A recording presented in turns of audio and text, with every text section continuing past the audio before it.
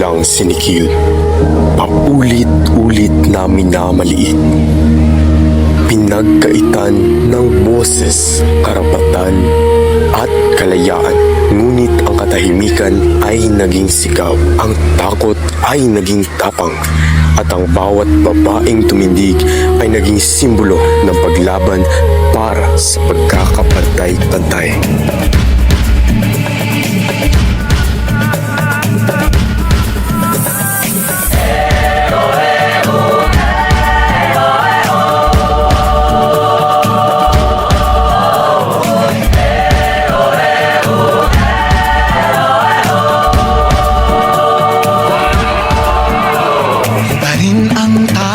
Sa iyong damdamin ay pamalas ang tangking galing.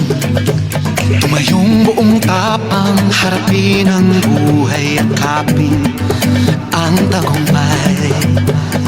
Tulungan ang kapwa at bigyang halaga, huwag atakin ng pababa.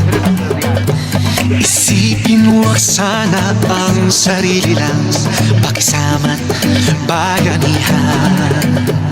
Subukan nating isulong at ligawan ang magandang bukas. Ikaw at ako magkasama tayo sa lubungin ng kinabukasan.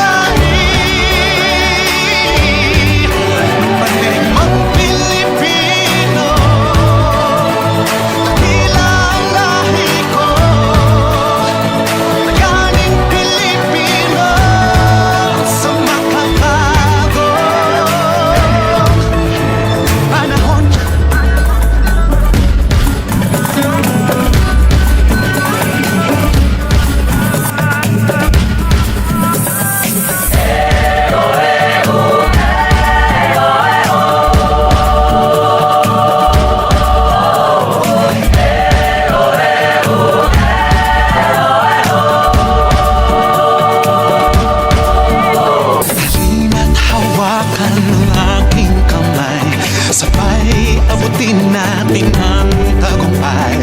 Patuloy lang tayo sa pagpapanlay. Tiwala sa Diyos ang sandat at gabay. Subukan nating isulat